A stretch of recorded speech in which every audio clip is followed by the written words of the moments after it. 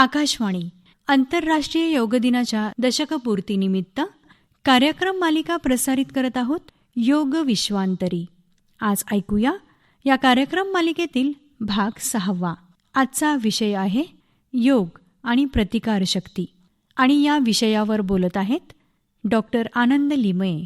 त्यांच्याशी संवाद साधलाय श्रीनिवास जरंडीकर यांनी.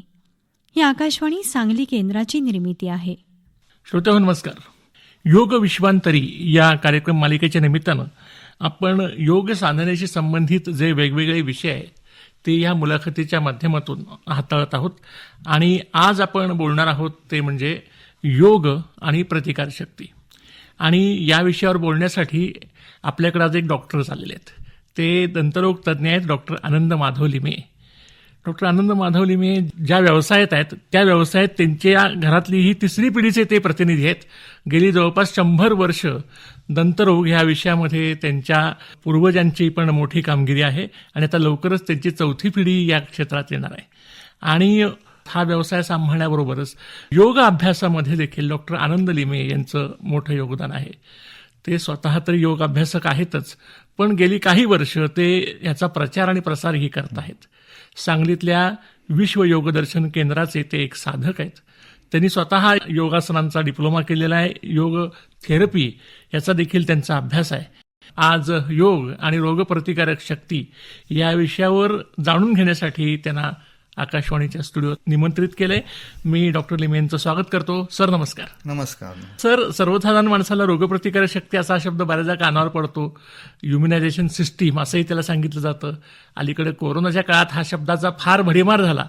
त्यामुळं एक सर्वसाधारण व्याख्या लोकांना माहिती आहे की रोगप्रतिकारक शक्ती म्हणजे काय.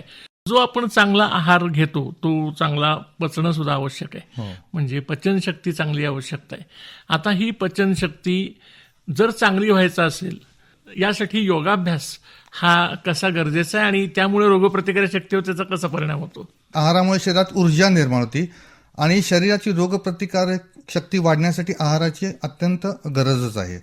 पण योगाभ्यासामध्ये अशी काही आसनं आहेत किंवा असे काही प्रकार आहेत जेणेकरून आपण ही म्हणजे पोटामधले जे पचनेंद्रिय आहेत तर ह्या सगळ्यांची जर कार्यक्षमता वाढवायची असेल तर आपण जर एका योग्य प्रकारचे आसनांचा जर समावेश केला तर आपल्याला पचनाला उपयोगी असणारी जी काही इंद्रिय आहेत म्हणजे स्वादुपिंड, यकृत यासारखी जी इंद्रिय आहेत त्यांची कार्यक्षमता वाढायला मदत होते. मग ह्याच्यामध्ये आपण करू शकतो की पवनमुक्तासन सारखी आसनं असतात किंवा अग्निसार क्रियासारख्या क्रिया ज्या असतात, नवलीसारख्या क्रिया आहेत जेणेकरून जिथं पोटाची हालचाल ही केली जाते आणि पोटामध्ये धनदाब ऋणदाब निर्माण होऊन एक प्रकारचे जे अवयव आपले पोटातले आहेत त्यांना एक प्रकारचा मसाज होतो या हालचालींमुळे. आणि मग एकदा मसाज झाला की तिथला रक्तप्रवाह सुधारतो आणि या अवयवांची कार्यक्षमता स्त्राव सुधारायला मदत होते. एकदा पचनेंद्रियाची क्षमता वाढली की अन्न आपण जे काही घेतलंय ते चांगले पचतं, ते आपल्या रक्तामार्फत सर्व शरीरभर पसरवलं जातं आणि मग आपली रोगप्रतिकारक क्षमता पण चांगली राखली जाते. यासाठी म्हणजे मुख्य म्हणजे आसनं आहेत. आपण जर बघितली एक पवनमुक्तासन आहे, भुजंगासन किंवा उष्ट्रासन सारखी आसनं जी आहेत जी पोटावर दाब आणि ताण देणारी, उत्तान मंडूकासन आहे आणि पोटाची पश्चिमोत्तानासन आहे, हस्तपादासन यासारखी आसनं आहेत, त्रिकोणासन अशी आसनं आहेत. या ठिकाणी पोटाला पण पीळ पडतो. अर्धमच्छिंद्रासन आहे की ते मधुमेहासाठी अत्यंत उपयोगाचं आसन मानलं जातं. मग यासारखी जी आसनं आहेत ज्याचा पोटाची स्नायूंवर पीळ पडतो किंवा ती आतली जी पचनेंद्रिय आहेत त्यांच्यावर दाब ताण येऊन त्यांची कार्यक्षमता वाढायला मदत करणारी ही आसनं आहेत. डॉक्टर, प्रदूषणामुळे देखील काही विकार उद्भवतात असं लक्षात आलेलं आहे. आणखीनही काही कारणांनी श्वसनाच्या संदर्भातले विकार होत असतील आणि एकूणच श्वसन संस्था ही निरोगी राहण्यासाठी ती जर निरोगी राहिली तर मला वाटतं प्रतिकारशक्ती ही नैसर्गिकच चांगली राहील. तर त्यासाठी योगाभ्यास जो आहे तो नेमकं काय सांगतो. आता श्वसनामध्ये आपण जर बघितलं तर कोविडच्या काळात आपण याला खूप मोठं म्हणजे तेव्हा आपल्याला योगाभ्यास किंवा योगासन प्राणायाम एक प्रकारची आपल्याला संजीवनीच ठरली. म्हणजे कोविडच्या काळात श्वसन संस्थाच तेव्हा आपली अफेक्ट होत होती. म्हणजे तेव्हा योगासन किंवा प्राणायाम ह्यांनी खूप आपल्याला मदत केली आहे. म्हणजे श्वसन संस्थेमध्ये फुफ्फुस आणि छातीचा पिंजरा हे खूप महत्वाचे अवयव आहेत. मग ह्यांची कार्यक्षमता वाढणं ही खूप महत्वाचं आहे. मग योगाभ्यासामध्ये आपण जेणेकरून आपल्या जे छातीचा पिंजरा आहे त्यातले जे मसल्स आहेत त्यांची कार्यक्षमता वाढतो आणि जास्तीत जास्त छातीच्या पिंजऱ्याचं प्रसरण कसं होईल हे बघत असतो. त्यामुळे फुफ्फुसांचं सुद्धा प्रसरण चांगल्या प्रकारे होऊ शकतं. म्हणजे जेव्हा आपण आपली श्वसन संस्था जेव्हा ही बळकट होईल तेव्हाच आपण व्यवस्थितरित्या प्राणवायू हा आपल्या शरीरात प्रवेश करेल आणि तो संपूर्ण शरीरभर पसरायला मदत होईल. मग अशी भरपूर आपण आसनं आहेत की जेणेकरून आपली ही श्वसन संस्था चांगल्या रीतीने कार्यरत होऊ शकते. म्हणजे बघायला गेलं तर ताडासन आहेत किंवा त्रिकोणासन आहेत, ज्याच्यामुळे संपूर्ण शरीर हे वरच्या दिशेला ओढलं जातं, ताणलं जातं, छातीचा पिंजराला एक प्रकारचा ताण बसतो, त्याची कार्यक्षमता वाढायला मदत होते. नंतर जी आसनं आहेत जी छातीचा पिंजरा आपला प्रसरण पावायला मदत करतात ती म्हणजे आपली उष्ट्रासन सारखं आसन आहे, चक्रासन, अर्धचक्रासन किंवा धनुरासन ह्यासारखी आसनं आहेत ज्याच्यामुळे छातीचा पिंजरा हा ताणला जातो, ओढला जातो, त्याची कार्यक्षमता वाढायला मदत होते. दुसरा, फुफ्फुसांची जर कार्यक्षमता वाढवायची असेल तर आपल्याला प्राणायामाचा अभ्यास केला पाहिजे. मग त्यात आपल्याला यौगिक श्वसन म्हणजे पोटाचं श्वसन, छातीचं श्वसन आणि स्कंद श्वसन 3 भागातलं श्वसन असतं की जे आपल्या छातीच्या पिंजऱ्याची पण कार्यक्षमता वाढवतं आणि फुफ्फुसांची सुद्धा कार्यक्षमता वाढवायला मदत करतं. अनुलोम विलोम प्राणायाम आहेत, उज्जयी प्राणायाम आहेत किंवा भस्त्रिकेसारखे आहेत प्राणायाम, जेणेकरून ही फुफ्फुसांची कार्यक्षमता वाढते.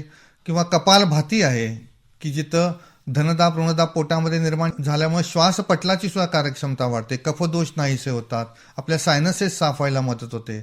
आपली जी काही चक्र आहेत शरीरात म्हणजे मूलाधार, स्वादिष्टान, मणिपूर, अनाहत, विशुद्धी आणि आज्ञाचक्र आणि सहस्त्रार चक्र, त्यातले अनाहत चक्र हे आपलं हृदय आणि श्वसन संस्थेशी जोडलेलं आहे. ह्याची जर आपण साधना केली तरी सुद्धा आपल्याला या श्वसन संस्थेचे जे काही विकार असतात ते दूर व्हायला मदत होते. म्हणजे प्रत्येक पेशीला जी ऊर्जा निर्माण करण्यासाठी चयापचय क्रिया आपण म्हणतो, मेटाबॉलिक ऍक्टिव्हिटी ही त्या प्रत्येक पेशीमध्ये होत असते. यासाठी लागणारा हा गरज असतो, हा प्राणवायूची गरज असते, ऑक्सिजनची गरज असते आणि तेव्हा तिथे ही मेटाबॉलिक ऍक्टिव्हिटी आपली ही घडत असते. म्हणजे जेव्हा आपण श्वास घेतो तो फुफ्फुसातून संपूर्ण शरीरभर हा रक्तावाते पुरवला जातो आणि तो प्रत्येक पेशीपर्यंत जातो, ज्याला आम्ही योगाभ्यासात त्याला सूक्ष्म श्वसन म्हणतो. एक असतं आपलं बाह्य श्वसन जेव्हा आपण जे फुफ्फुसात घडतं, आणि दुसरं पेशीच्या स्तरावर जे घडतं ते सूक्ष्म श्वसन, जिथं म्हणजे केशवाहिन्यां म्हणजे आपल्या कॅपिलरीजमधनं प्राणवायू हा पेशीमध्ये जातो आणि तिथं त्याचा वापर करून जी काही ऊर्जा निर्माण होते आणि त्यातनं जे काही बाय प्रोडक्ट्स विषारी द्रव्य निर्माण होतात ती परत रक्तामध्ये येतात आणि ती रक्तातून परत फुफ्फुसामध्ये येतात आणि फुफ्फुसातून आपण बाहेर उच्छ्वासावाटे म्हणजे कार्बन डायऑक्साईड आपण म्हणतो हा बाहेर टाकला जातो. म्हणजे 2 ठिकाणी आपलं खरं श्वसनाची क्रिया घडत असते, एक फुफ्फुसामध्ये आणि दुसरी पेशीच्या लेवलला, म्हणजे त्याला सूक्ष्म श्वसन असं म्हणतो. म्हणजे ही प्राणशक्ती आहे, प्राण ऊर्जा आहे जी शरीरामध्ये ज्या प्रत्येक पेशीला एक चेतना देणारी असते.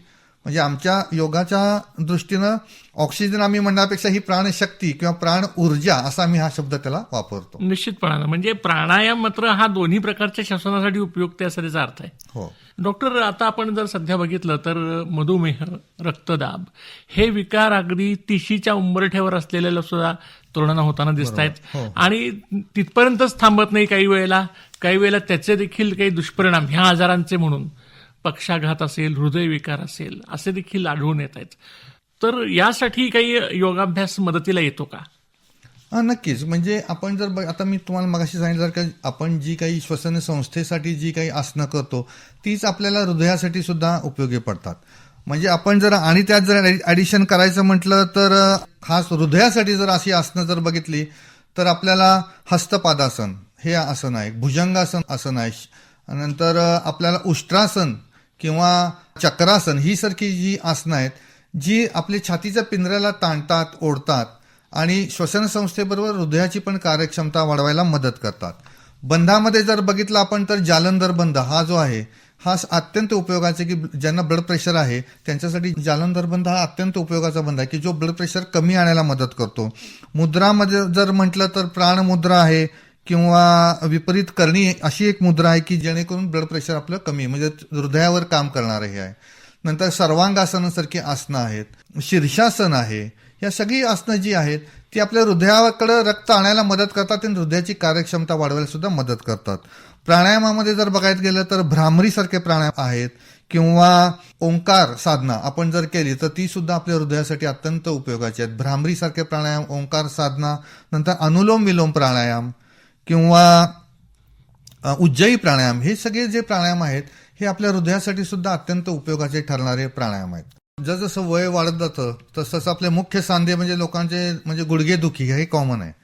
तसं पाठदुखी, कंबरदुखी, तसं सांधेदुख्यांमध्ये आपण जर बघितलं तर 50-60 नंतर लोकांचे गुडघे दुखायला लागतात. कारण हे शरीराचं वजन, आपले पाय हे आधार आहे शरीराला, त्याच्यावर संपूर्ण शरीराचं वजन हे आपलं तोललं जातं. मग याचा सगळा दाब, आपलं जर वजन जास्त असेल किंवा आपली चालायची पद्धत, उभारायची पद्धत, या सगळ्या जर पद्धती आपल्या जर व्यवस्थित नसतील तर त्याचा वेट डिस्ट्रीब्युशन आपण जे म्हणतो ते सांध्यांवर होत नाही आणि मग त्याचा दाब हा वेडावाकडा आपल्या सांध्यांवर पडायला लागला की मग विशिष्ट ठिकाणी ही सांधे दुखायला लागतात आणि मग आपल्याला सांधेदुखी ही मुख्यपणे चालू होते.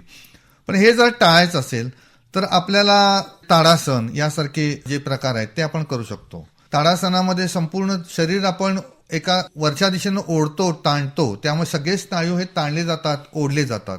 दुसरं म्हणजे वृक्षासन. वृक्षासन सुद्धा अत्यंत महत्वाचं आसन आहे जे सांधेदुखीसाठी, म्हणजे जॉईंट्स पेन असतील त्यांच्यासाठी वृक्षासन हे अत्यंत उपयोगाचं. नंतर आपण करू शकतो ते त्रिकोणासन, म्हणजे पाठदुखी, कंबरदुखी किंवा जे गुडघेदुखी असते त्याच्यासाठी सुद्धा हे त्रिकोणासन सारखी जी आसनं आहेत ही अत्यंत उपयोगाची आहेत. नंतर पवन मुक्तासन सारखी आसनं आहेत. अर्ध मच्छिंद्रासन मध्ये सुद्धा आपण गुडघे फोल्ड करतो आणि मग आपण करत असतो. वज्रासन आहे जिथं आपण गुडघे दुमडूनच बसलेला असतो. या सगळ्या ज्या आसनांमध्ये आहे की उत्कटासन अत्यंत महत्वाचं आसन. उत्कटासनमध्ये सुद्धा गुडघ्यांवर एक प्रकारचा आपण दाब निर्माण करतो आणि त्याची कार्यक्षमता, त्याला जोडलेले स्नायूबंध असतात ते आपण बळकट करायचा प्रयत्न करतो आणि त्याची कार्यक्षमता वाढवायचा प्रयत्न करतो. दुसरं म्हणजे की सांधे, हाडं हे सगळे मूलाधार चक्राशी, वेगवेगळी चक्र आहेत ना, म्हणजे मूलाधार चक्राशी हे सांधे किंवा हाडाचा भाग, त्वचेचा भाग हा सगळा त्याच्याशी जोडला गेलेला आहे. त्यामुळे मूलाधार चक्राची जर आपण साधना केली तरी सुद्धा आपल्याला हे सांधेदुखीपासून आपल्याला मुक्तताही मिळू शकते. डॉक्टर, शरीरामध्ये जे वेगवेगळे स्त्राव पाझरतात त्यांचं संतुलन असणं महत्वाचं असतं. त्याच्यामध्ये जर थोडंसं असंतुलन झालं तर त्यामुळे देखील वेगवेगळे आजार होऊ शकतात. तर योगशास्त्र त्याच्यामध्ये संतुलन साधण्यासाठी काही मदत करतं. आता तुम्ही स्त्राव जे म्हणतात त्याला आपण खरं म्हणजे वैज्ञानिक भाषेत आपण हार्मोन्स असं म्हणतो किंवा मराठीत आपण संप्रेरक असं म्हणतो, की जी आपली शारीरिक आणि मानसिक स्थिती उत्तम ठेवण्यासाठी अत्यंत गरजेची आहे. आणि ह्याच्यावरनच आपल्याला संपूर्ण आपली शरीराची क्रिया ही हार्मोन्सच कंट्रोल करत असतात. आपल्या शरीरात वेगवेगळे अवयव आहेत, इंद्रिय आहेत, अगदी मेंदू आहे, ह्याचे सुद्धा जर नियमन जर होत असेल तर या हार्मोन्स हे मेडिएटर्स आहेत. ही केमिकल सबस्टन्स आहे की जो हे सगळं ज्या काही आज्ञा येणार आहेत, जी काही शरीराला गरज आहे, कशाची गरज आहे ह्याच्याप्रमाणे ज्या काही आज्ञा द्यायच्यात ह्या हार्मोन्स मार्फतच काही वेळा या आपल्या मेंदूकडे किंवा प्रत्येक इंद्रियाकडे पोहोचवलं जातं आणि त्यानुसार हे कार्य केलं जातं. म्हणजे ही हार्मोन्स कुठनं जर स्त्रावतात तर त्याला आपण एंडोक्राईन, अंतःस्त्रावी ग्रंथी म्हणतो. आपल्या शरीरात अशा एंडोक्राईन ग्लँड्स आहेत की ज्यातनं ही हार्मोन्स स्त्रावतात आणि ही हार्मोन्स आपले म्हणजे शारीरिक, मानसिक सगळ्या आपल्या अवस्था या हार्मोन्सवरच आपल्या अवलंबून असतात. त्याप्रमाणे शरीराची वाढ होणं, आपल्या शरीरातल्या म्हणजे प्रजनन संस्था ह्या सुद्धा या हार्मोन्समुळेच कंट्रोल केल्या जातात. आपण म्हणतो ताण, तणाव ह्याचं नियमन सुद्धा ही हार्मोन्सच करतात. म्हणजे शरीरातली प्रत्येक गोष्ट ही हार्मोन्समुळं की ह्या संप्रेरकामुळेच आपली नियमित केली जाते. म्हणजे एकूण शरीर जे काही आपल्याला म्हणजे पिट्युटरी हायपोथॅलॅमस ॲक्सिस म्हणजे HP ॲक्सिस आपण म्हणतो, हा जो कंट्रोल असतो हा खूप महत्वाचा आहे. की शरीराचा आपण जर व्यवस्थित जर आपण निरोगी शरीर जर ठेवायचं असेल किंवा शरीराची रोगप्रतिकारक क्षमता जर आपल्याला वाढवायची असेल तर या बाकीच्या आपण एक्सरसाइज करतोय, योगासन करतोय, पण या अंतःस्रावी ग्रंथींची कार्यक्षमता सुद्धा चांगली राहणं खूप महत्वाचं आहे. मग या अंतःस्रावी ग्रंथींची कार्यक्षमता चांगली ठेवायची असेल तर त्यासाठी सुद्धा आपल्याला वेगवेगळी आसनं सुद्धा आपण करू शकतो की जी आपल्याला या अंतःस्रावी ग्रंथीवर दाब निर्माण करणारी आहेत. मग यामध्ये आपल्याला सर्वांगासन आहे, हलासन आहे, जे आपल्या थायरॉइड ग्रंथीवर दाब निर्माण करतं, त्याची कार्यक्षमता वाढवायला मदत करतं. पोटासाठी, पोटामध्ये आपल्याला पॅनक्रियाज असतं म्हणजे स्वादुपिंड असतं, त्याची जर कारण त्यातनं इन्शुलिन हे स्त्रवत असतं जे आपल्याला मधुमेहासाठी म्हणजे रक्तातील साखर कंट्रोल करण्यासाठी त्याचा उपयोग असतो. त्यासाठी मंडूकासन आहे किंवा पवनमुक्तासन आहेत, म्हणजे पोटावर दाब देणारी जी आसनं आहेत, हस्तपादासन आहे, पश्चिमोत्तानासन आहेत, ही जी आसनं आहेत ही या ग्रंथींवर काम करत असतात. या अंतःस्रावी ग्रंथींचे जर स्त्राव आपले जर नियमित राहिले तर आपल्याला या सगळे जे आपले शरीर आहे, शरीरातले जे इंद्रिय आहेत ती चांगल्या प्रकारे काम करतील आणि आपली रोगप्रतिकारक क्षमता सुद्धा त्यामुळे वाढायला मदत होईल. डॉक्टर, एकूण लक्षात घेतलं तर योगाभ्यास हा सर्वव्यापी आहे असं लक्षात येतं की आपल्या शरीरातील कण आणि कण जो आहे तो आपल्याला योगाभ्यासाच्या साहाय्यानं तंदुरुस्त राखता येतो. आपण आता ह्या मुलाखतीच्या या टप्प्यामध्ये अनेकविध योगासनांची नावं सांगितली, तर ही नावं लक्षात घेऊन आमचे जे श्रोते आहेत ते नक्कीच त्याचं सर्च करतील. हल्ली ते शोधणं पण खूप सोपं झालेलं आहे. बरोबर. पण एखाद्यानं ती करावीत की नाही याविषयी आपण जाता जाता काय संदेश द्याल? म्हणजे आता स्वतःच आपण शरीराचे डॉक्टर असतो. आम्ही म्हणतो की एखादं आसन करा, तरी आपण स्वतः त्याचा अंदाज घेतला पाहिजे की आपल्याला ते जमतंय का नाही. म्हणजे आम्ही आता योगाच्या क्लासमध्ये आम्ही सांगतो की एखादं पश्चिमोत्तानासन करा, हस्तपादासन करा, तुमचं डोकं गुडघ्याला लागलं पाहिजे. प्रत्येकाचं लागतं असं काही नाही, पण जेवढी आपण चांगल्या प्रकारे स्थिती घेऊ शकू तिथपर्यंत आपण करणं हे महत्वाचं आहे. म्हणजे प्रत्येकानं आपल्या शरीराला जेवढं सोसेल यथाशक्ती, आपण म्हणजे आम्ही योगाभ्यासात म्हणतो की यथाशक्ती तुम्हाला जेवढं जमेल तेवढं करा. शेजारच्याचं डोकं गुडघ्याला लागतंय म्हणून तुम्ही लावायला जाऊ नका, नाहीतर ते तुम्हाला ते हानिकारक ठरेल. तुमचा एखादा स्नायू किंवा एखादा सांधा दुखावला जाईल आणि तुम्ही जे काही करू शकता ते पण करू शकणार नाही. म्हणजे स्वतःचा अंदाज घेऊन आपण प्रत्येक योगासन किंवा प्राणायामात तर खूप महत्वाचा आहे. म्हणजे प्राणायामेन युक्तेनं सर्व रोग क्षयो भवेत म्हणतात. म्हणजे प्राणायामामुळे सर्व रोगांचा नाश होतो, पण अयुक्ताभ्यास योगेनं सर्व रोग समुद्भव. म्हणजे अयुक्ताभ्यास म्हणजे तुम्ही जर तो युक्त चांगल्या प्रकारे नाही केला किंवा आपल्या योग गुरु असतात, म्हणजे योग शिक्षक असतात, त्यांच्या मार्गदर्शनाखाली जर तुम्ही तो नाही केला तर नसलेले रोग सुद्धा तुम्हाला येऊ शकतात. म्हणजे आपण म्हणतो की आसनेनं भवेत दृढ, म्हणजे आसनांमुळे शरीराला एक प्रकारची दृढता मिळते, परंतु आपल्याला यथाशक्ती आपल्याला जमेल एवढ्या स्थितीमध्येच आपण गेलं पाहिजे. हळूहळू ती आपली स्थिती आदर्श स्थितीकडे आपण जाऊ. पण पहिल्यांदाच जर बाकीच्यांचं बघून जर आपण करायला लागलो, आपल्याला काही एखादा हृदयविकार असेल किंवा मधुमेहासारखे आजार असतील किंवा सांधेदुखी असेल आणि सर्वायकल स्पॉन्डायलिसिस सारखे आजार असतील, तर आपण काळजीपूर्वक सगळी ही आसनं केली पाहिजेत. इथं कारण सगळी ही आसनं आहेत ना, म्हणजे सगळीच आसनं जवळजवळ आपल्या या मेरुदंडाभोवती आपल्या पाठीच्या कण्याभोवती आहेत. काही ना काही म्हणजे डायरेक्टली इनडायरेक्टली पाठीचा कणा हा त्यामध्ये इन्व्हॉल्व्ह होतोच. त्यामुळे पाठीच्या कण्याचे विकार असणारे, पोटाचे विकार असणारे ही जी काही लोक आहेत, त्यांनी योग जे शिक्षक आहेत त्यांच्या मार्गदर्शनाखाली आसन प्राणायाम हे सगळं केलं पाहिजे. म्हणजे आता आपण एवढं सगळं माहिती घेतली, सगळी रोगप्रतिकारक क्षमता, शरीराची निरोगीपणा कसं वाढवता येईल, शरीर कसं निरोगी राखता येईल. पण संस्कृतमध्ये एक श्लोक आहे की पुनर्वित्तम पुनर्मित्रम पुनर्भार्या पुनर्मयी, म्हणजे एतत् सर्व पुनर्लभ्यम न शरीरम पुनः पुन्हा. म्हणजे आपल्याला गेलेली संपत्ती परत मिळू शकते. आपल्याला समजा मित्र दुरावले असतील तर परत आपल्याला मिळू शकते. आपल्या जीवनातली एखादी गोष्ट आपली जर नाहीशी झाली असेल तरी आपण परत मिळवू शकतो.